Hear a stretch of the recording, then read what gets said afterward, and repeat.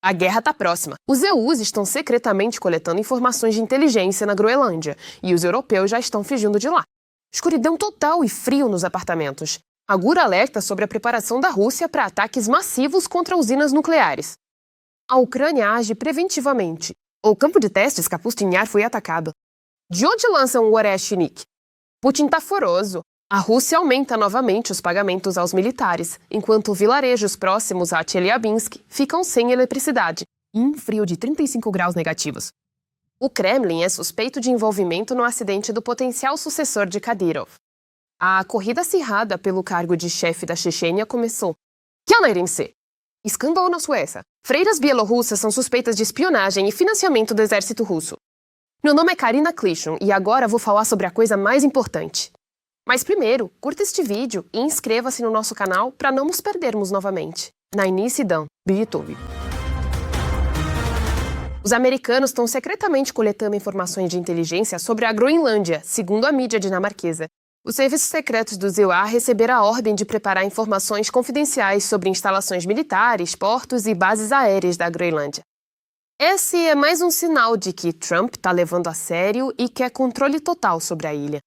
Entretanto, as tropas alemãs deixam a Groenlândia às pressas, sem qualquer explicação. Na manhã de ontem, um grupo de 15 soldados e oficiais, liderados pelo almirante Stefan Pauli, recebeu uma ordem urgente. Jubetin, saia voando da ilha imediatamente. Embora inicialmente estivesse planejado que eles ficassem por mais tempo. Anteriormente, Trump já havia chamado o envio de tropas europeias para a ilha de um jogo muito perigoso. Ele também ameaçou impor tarifas comerciais contra 8 países europeus por causa da Groenlândia. Além disso, ele gritava que conquistar a ilha seria muito fácil para ele. Por isso, pode ser que os militares estejam indo embora por causa desse último ponto. A inteligência ucraniana alerta que a Rússia está preparando ataques poderosos contra as subestações das usinas nucleares ucranianas.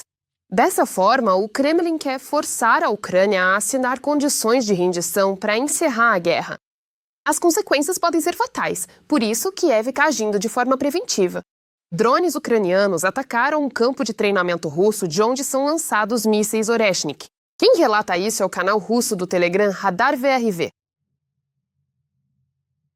Trata-se do 4º polígono estatal central Interforças Kapustin Yar, localizado na região de Astrakhan. É justamente esse campo de testes que é usado ativamente para experimentos com mísseis balísticos de médio alcance, Oreshnik. A mídia russa informou sobre a atuação da defesa antiaérea nesse local. Lendo os comentários dos episódios anteriores, vejo que muitos de vocês nos assistem do Cazaquistão, Moldávia, Europa e até dos Estados Unidos. Hoje estamos com vocês no Cazaquistão e também na Rússia. Escreva também nos comentários deste episódio de qual país você está nos assistindo e se aí apoiam nossa luta contra o Império do Mal. Sempre leio esses comentários com muito prazer. E nós seguimos em frente. Agora vem a parte mais interessante. O Estado-Maior negou a informação dos russos sobre a tomada completa de Minkovka, na região de Donetsk. Mas, nos últimos dias, quando surgiram notícias em Kiev, os militares garantiram que isso não corresponde à realidade e é um elemento de operações de informação e psicológicas. E tem como objetivo criar a ilusão de sucessos que, na verdade, não existem. A localidade está sob controle das forças ucranianas. O que está acontecendo na linha de frente e ao redor dela neste momento, você confere em nosso resumo.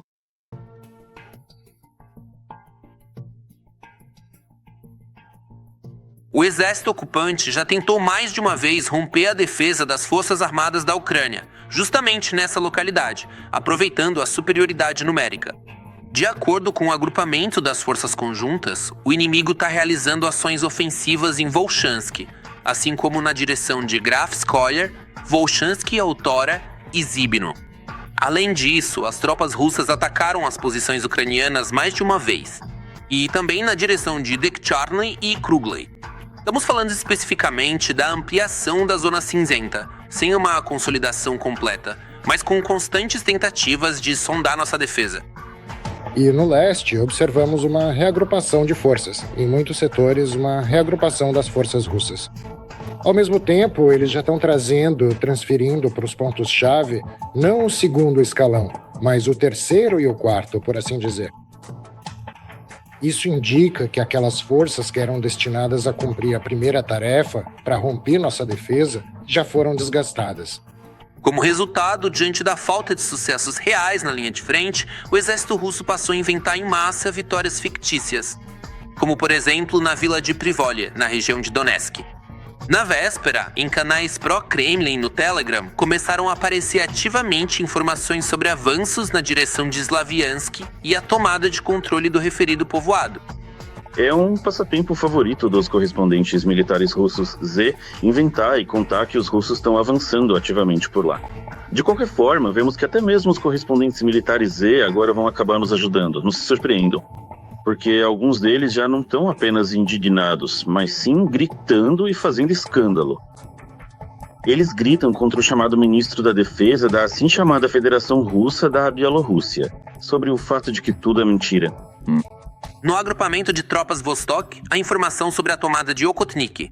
Os ocupantes desmentiram a captura de mais uma vila no Donbass, afirmando que as tropas ucranianas continuam defendendo, perto de Pokrovsk, Mirnograd e na direção de Slaviansk.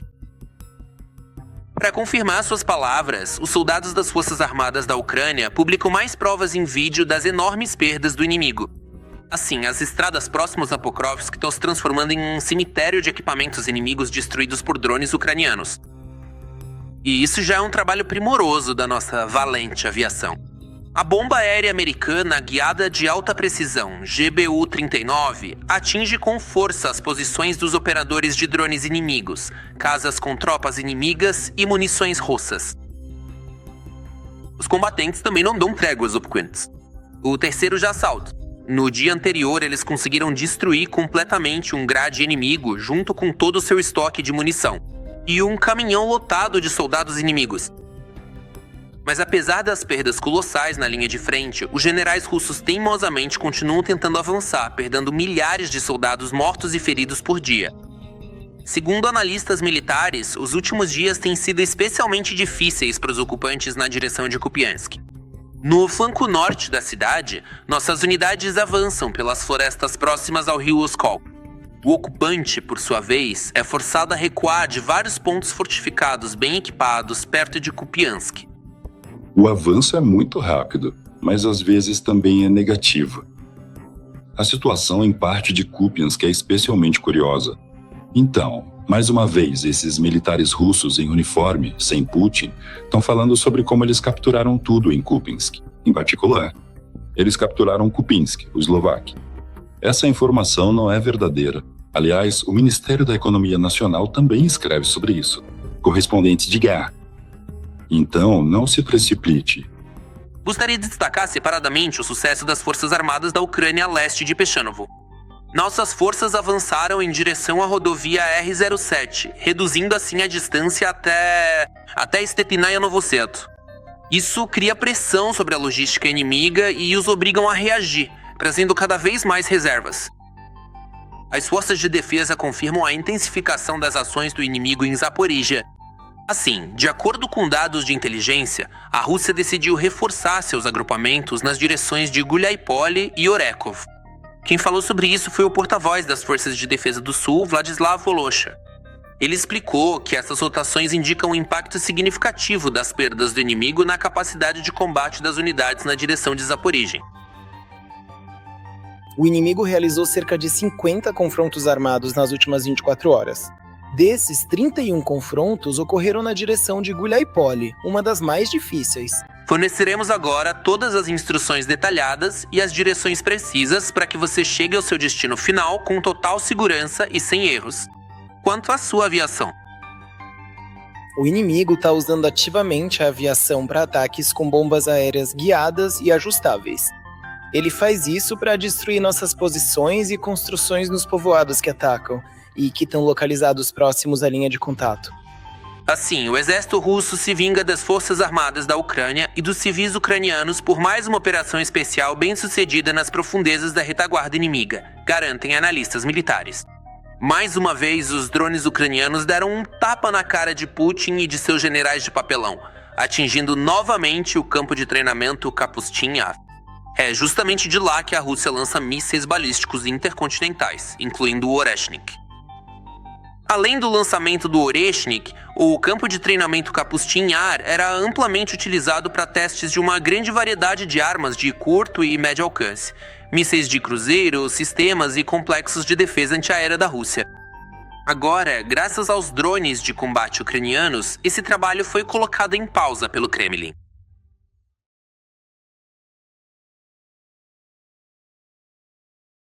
Eles seguram a linha de frente e enfrentam uma horda enorme que os supera em número.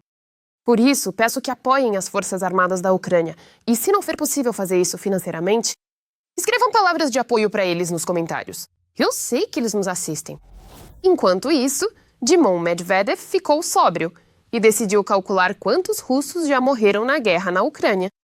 Afirmou que no ano passado enviaram 422 mil pessoas para a guerra. Mas nem todos. Na Rússia já não havia mais essas pessoas. Concorda que é um número impressionante. Ainda mais se lembrarmos que, em 2024, mais 400 mil pessoas assinaram o contrato. Mais 2 palavras sobre os resultados do ano anterior. A tarefa que foi definida pelo Comandante Supremo foi cumprida. 422.704 pessoas assinaram contrato para o serviço militar. Estes representam os dados definitivos e finais de que temos atualmente à nossa inteira disposição. Mas, além disso, mais 32 mil pessoas também formalizaram seus contratos de adesão para prestarem serviços de maneira totalmente voluntária. Ou seja, são cidadãos voluntários que estão trabalhando conosco agora. Bom, para onde foi o grupo anterior? O Dinka não contou. É justamente por isso que na Rússia decidiram supostamente aumentar os pagamentos aos militares, para tentar, pelo menos assim, atrair pessoas para morrer na guerra. No entanto, segundo dados da OTAN, nesse mesmo período, a Rússia perde 25 mil soldados. Os jornalistas do Insider contaram com mais detalhes sobre o sistema de recrutamento. Por exemplo, na Chuvastia, o valor foi aumentado para 2,1 milhões de rublos. Com o pagamento federal, os contratados vão receber 2 milhões e 500 mil rublos. Várias regiões da Rússia, assim como em parte dos territórios ucranianos temporariamente ocupados. Desde a noite de sábado, 17 de janeiro, há apagões em grande escala. Isso é relatado tanto por moradores locais quanto pelas autoridades russas.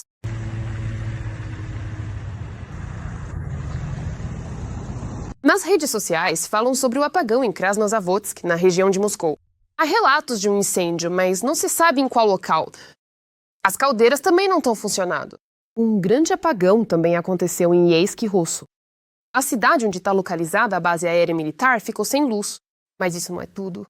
Também não há luz em Serpukov, na região de Moscou, assim como nos territórios ocupados de Kherson e Zaporígia. Praticamente todo o território temporariamente ocupado da região de Zaporígia está sem luz devido ao ataque em Melitopol. Também tem um grande problema em Chelyabinsk.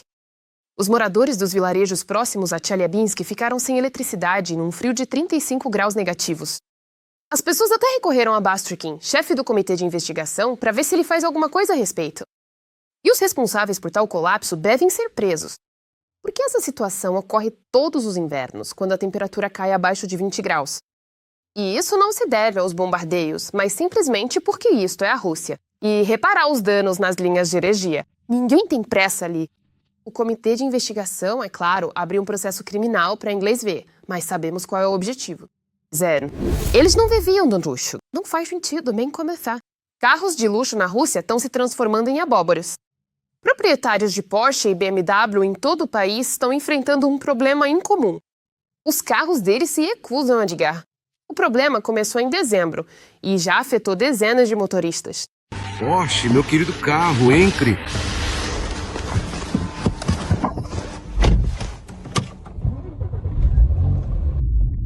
E é isso, ela morre. E pronto, ela desliga. Depois de voltar das férias de inverno, meu carro, um Porsche Macan Turbo, virou um peso morto. O fabricante, através do sistema Sputnik, de alguma forma o desligou pelo alarme de rastreamento. É simplesmente uma maldade dos fabricantes ocidentais para se vingar das pessoas comuns, dos russos, só porque compraram carros alemães deles. Minha mãe não conseguiu ir ao teatro. Demoramos muito para nos arrumar para ver o Konstantin Raikin por causa do carro, porque fomos desligados. A gente não consegue dirigir. O problema está nos alarmes. Eles funcionam na mesma frequência dos drones. Por causa dos bloqueadores de sinal, os carros perdem a conexão com o satélite, o sistema acha que o carro está sendo roubado e bloqueia o motor. Aqui é pura maldade por parte das autoridades russas. Mas claro, eles culpam a Europa por tudo. No contexto das notícias sobre o acidente de trânsito envolvendo o filho favorito de Ramzan Kadyrov, Adam, continuam as conversas sobre uma possível troca de poder na Chechênia. Quem o Kremlin vê como o chefe da região mais subsidiada?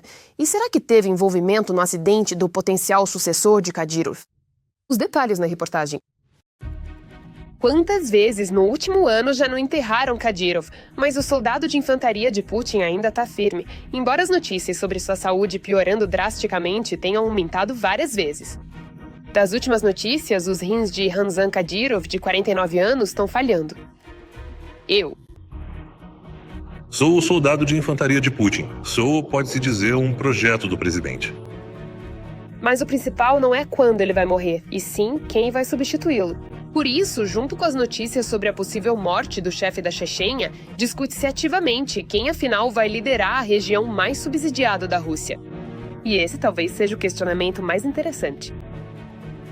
Mais uma vez, obrigado por tudo que você faz pela República da Chechênia e por toda a Rússia, pela Federação Russa. Nós não vamos decepcioná-la. Se pra mim for... Grozny continuar crescendo e florescendo. Eu sei que a cidade está se desenvolvendo ativamente. Assim como a República da Chechênia como um todo. Você pessoalmente faz muito por isso. Eu também sei disso. Tá revivendo tanto a esfera espiritual quanto a base material. Existem duas opções. A primeira, bem conhecida, Kadyrov vai passar o poder como herança. Apesar de Ramzan ter nomeado seu filho mais velho, Akhmat, de 20 anos, como vice-primeiro-ministro da Chechênia, Dondon aposta em seu favorito, Adam, de 18 anos. E essa opção, segundo o líder do movimento de oposição checheno Haddad, já foi acordada com o Kremlin. É justamente por isso que os boatos de que o Kremlin estaria envolvido no recente acidente de carro de Adam não correspondem à realidade.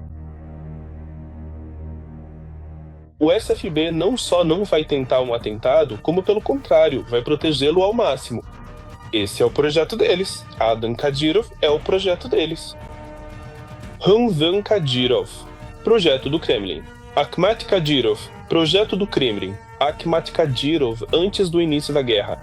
Antes da Segunda Guerra, a Guerra Russo-Chechena, ele se encontrou com Putin. Lembrando, no dia 16 de janeiro, Adam sofreu um grave acidente de carro em Grozny. Macha, um baita engarrafamento. A ambulância tá passando. E todo mundo atira pra dar passagem. Essa é a atitude em relação à doença.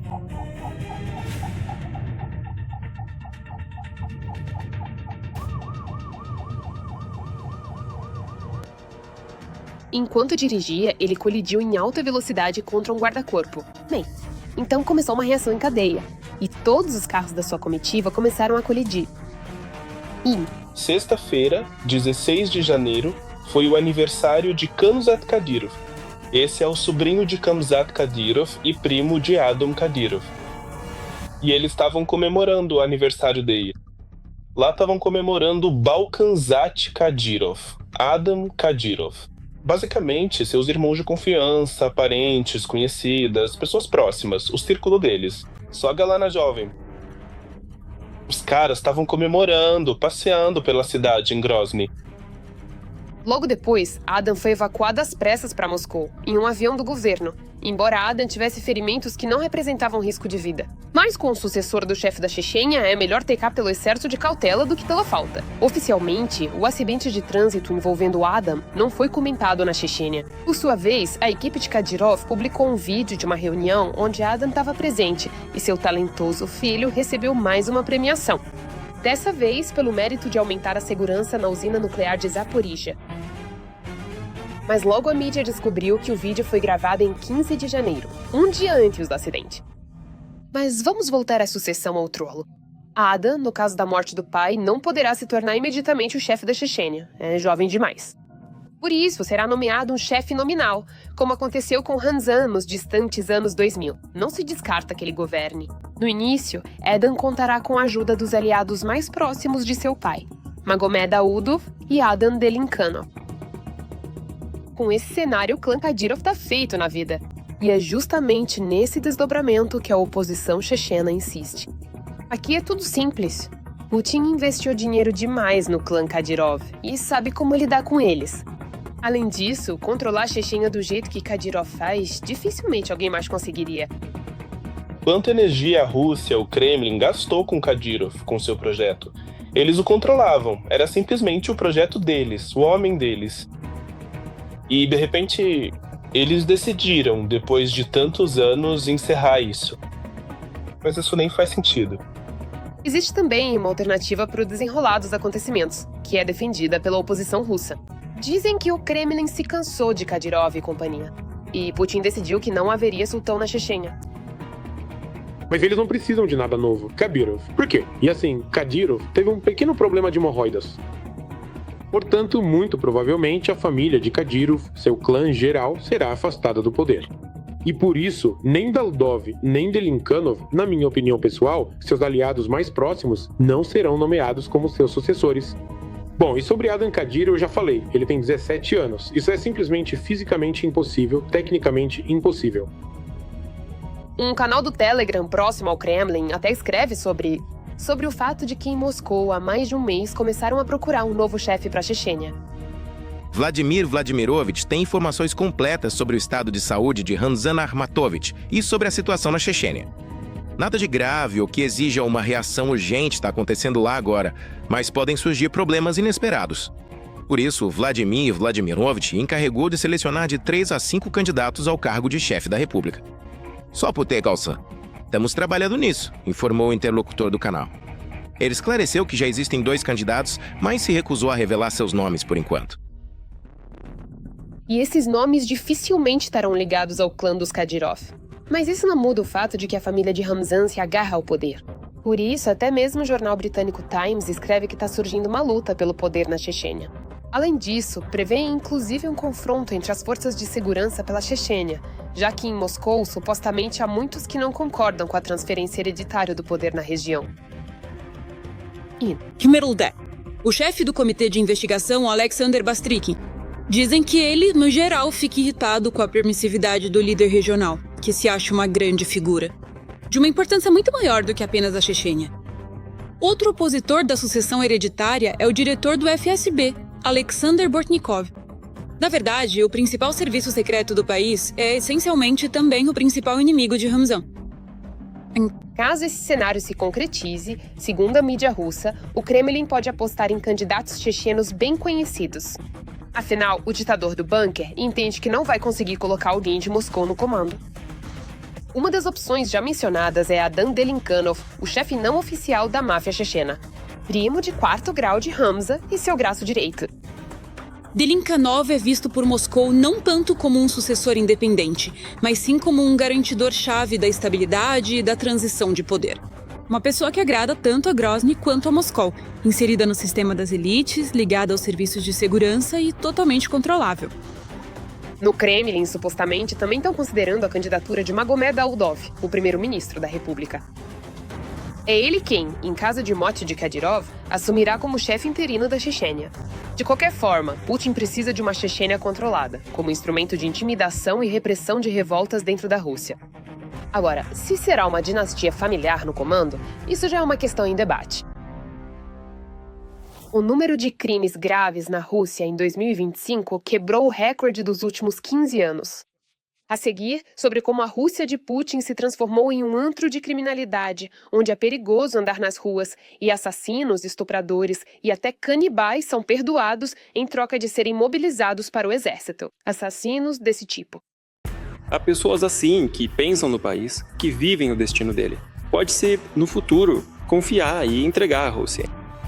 A Rússia bateu o recorde de crimes graves dos últimos 15 anos. É justamente dessas pessoas que devemos, no futuro, formar a elite do país. Em 2025, foram contabilizados quase 628 mil desses crimes. Só foi maior em 2010, quando o país estava saindo dos turbulentos anos 90. Me desculpe, mas se pegarmos eles no banheiro, vamos acabar com eles ali mesmo, no fim das contas. Pronto, assunto encerrado, definitivo. Atualmente, a Rússia tem o maior índice de homicídios da Europa. E isso apesar de o número total de crimes ter formalmente caído ao mínimo. Como isso é possível? Simplesmente passaram a roubar menos, mas a matar mais. Um grupo de militares invadiram a casa de um casal. Eles mataram um homem e estupraram sua esposa, que era professora da escola local. A promotoria militar rapidamente prendeu o soldado Alexei Kostrykin. Os outros ainda estão sendo procurados. O aumento já dura pelo 3º ano consecutivo. Em 2023, o crescimento foi de 9,7%. Em 24º lugar, outros 4,8%. No 25º ano, 1,7%. Na Rússia, assassinatos e roubos estão se tornando sistêmicos, em vez de eventos isolados. 10 dias após a descoberta dos restos mortais, o assassino foi preso. No julgamento, ele admitiu sua culpa e teria acabado recebendo uma sentença de prisão perpétua. Mas o governo da Coreia simplesmente não compareceu à próxima audiência judicial para prorrogar a prisão.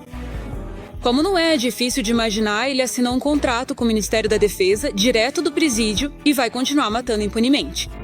Agora, na Ucrânia, crimes graves e especialmente graves, em primeiro lugar, são assassinatos, assaltos, extorsões, estupros e drogas. Até mesmo 1 ano na guerra é algo colossal. É tempo suficiente para que a pessoa mude, de forma irreversível. Como me disse uma pessoa muito respeitada por mim, na guerra a pessoa não muda, ela se revela. O álcool como um intensificador universal. Em 70% a 80% dos casos, os assassinatos são cometidos sob efeito de álcool. Eu acho que as pessoas vão mudar por causa desse tipo de guerra. Um participante matou meu pai. Crescimento acentuado. Começou exatamente depois que o governo decidiu que a melhor maneira de resolver os problemas de pessoal era liberar nas ruas dezenas de milhares de assassinos, estupradores e reincidentes com experiência de combate duvidosa, mas real, e problemas psicológicos. Aí chega uma pessoa dessas, se depara com uma injustiça e o cérebro deles já funciona de outro jeito. Ou seja, a psicologia de uma pessoa que matou é um pouco diferente. No caso do militar de Kaluga, que deu mais de 40 facadas em uma mulher, o tribunal considerou como circunstância atenuante sua participação na guerra na Ucrânia ao proferir a sentença. A perícia concluiu que ele possuía um transtorno de personalidade emocionalmente instável, o que é explicado pelas consequências de sua participação em combates. Na Crimeia, um militar foi detido sob a acusação de assassinato de uma estudante de 17 anos. Nessa primavera, ele estava compartilhando vídeos da linha de frente. O tribunal de Chelyabinsk enviou para a prisão preventiva um integrante do Wagner, detido após o assassinato de um homem perto de um café. Antes de entrar no grupo Wagner, ele já havia cumprido pena por outros assassinatos. Na vila de Koptevka, na região de Ulyanovsk, um integrante do batalhão Storm Z, Alexander Lomakin, de 45 anos, que já tinha antecedentes criminais e retornou da guerra, espancou brutalmente um morador local de 38 anos com deficiência de 3º grau. O homem ferido morreu no local. Até janeiro de 2024, os presos recebiam contratos, anistias e agradecimentos por terem ido defender a pátria. Só não levaram em conta que os criminosos voltariam para casa. Só pelo grupo Wagner, mais de 31 mil presos foram libertados. Ele é um verdadeiro serial killer, que escolhe vítimas parecidas e as elimina de uma maneira específica. Mas o mais impressionante é que, no momento do crime, essa pessoa deveria estar na prisão. Ele cumpriu uma pena de 14 anos, mas acabou sendo solto muito antes. Foi Vladimir Putin quem o tirou da prisão. Cerca de 20 prisões em mais de 10 regiões da Rússia. Os presos dessas prisões, quase todos, foram para a guerra na Ucrânia, para conseguir o tão desejado perdão. A guerra é pesada, não se parece em nada com aquelas da Chechênia e outras parecidas. O consumo de munição, no meu caso, sinceramente, é 2,5 vezes maior do que em Stalingrado. Para lutar, recrutavam principalmente assassinos e estupradores. Prometeram-lhes liberdade em troca de sobrevivência. Após o tempo decorrido, um período total de 6 meses foi completamente perdoado e esquecido pelas autoridades, sem qualquer tipo de restrição adicional. Putin somente. Após ter recebido formalmente todas as informações... Após 6 meses de participação na guerra, eles voltaram para casa e já haviam conseguido cometer novos crimes e novos assassinatos. Eles trabalharam com honra e dignidade. Alguns dos primeiros. Os primeiros. Trabalharam como poucos conseguem trabalhar. Em quase 4 anos de guerra em grande escala, os ex-prisioneiros que voltaram da linha de frente mataram e mutilaram mais de 1.000 pessoas. pelo menos 550 mortos. Mais da metade pelas mãos de ex-presidiários. Esses são os mesmos veteranos, defensores, heróis e a nova elite de que Putin tanto se orgulha. O preço do petróleo russo Ural caiu abaixo de $40 por barril pela primeira vez em 5 anos. A Rússia continua perdendo receita. Em dezembro de 2025, o preço médio do petróleo Ural caiu para $39. É o que escreve o The Moscow Times. A queda acentuada está relacionada às sanções dos US contra a Rosneft e a Lukoil. Mas também porque os petroleiros russos começaram a afundar. Mas o que é ainda mais curioso é que até mesmo os próprios propagandistas russos já estão pedindo para afundar seus próprios navios. Digamos assim, para que os Estados Unidos não fiquem com todos os valores. Quem diz isso é o Solovyov. Eles capturaram um navio, então a gente mandou um torpedo nele. Afinal, ele é nosso. Não é humano, é cruel, é horrível. Bom, primeiro tira a tripulação lá. Só para deixar claro que não fique para ninguém. Na prática, trata-se de uma proposta para destruir a infraestrutura russa. As consequências econômicas e políticas desse tipo de raciocínio nem são mencionadas. E por que ele ainda não foi preso? Na Suécia, estourou um escândalo envolvendo Freira Zet da Bielorrússia. O jornal Telegraph noticiou isso. Freiras do mosteiro de Minsk estavam na Europa e ganhavam dinheiro com vendas. Lembranças. O dinheiro foi enviado para ajudar o exército russo ou para ajudar Donbass. Eles oram pela saúde dos heróis da SVO e nem sequer fizeram questão de esconder isso. A questão é que eles sabiam disso na Europa, mas não fizeram nada. Mas, no final de novembro de 2025, a igreja sueca associou o mosteiro ao GRU e pediu às paróquias que não convidassem as freiras. Elas foram acusadas de manter contato com os serviços secretos russos. E também de que o dinheiro da venda de lembranças estava sendo usado para apoiar a Rússia na guerra contra a Ucrânia. E, como sabemos, a Federação Russa muitas vezes. O inimigo provavelmente não sabia, por 1 ou 2 semanas, que estávamos trabalhando. E ficou desorientado, porque, graças ao plano... Frequentemente, certas organizações utilizam estruturas religiosas de maneira estratégica para fins complexos de espionagem internacional, aproveitando-se da confiança e do acesso facilitado que esses ambientes proporcionam, em diferentes regiões do mundo.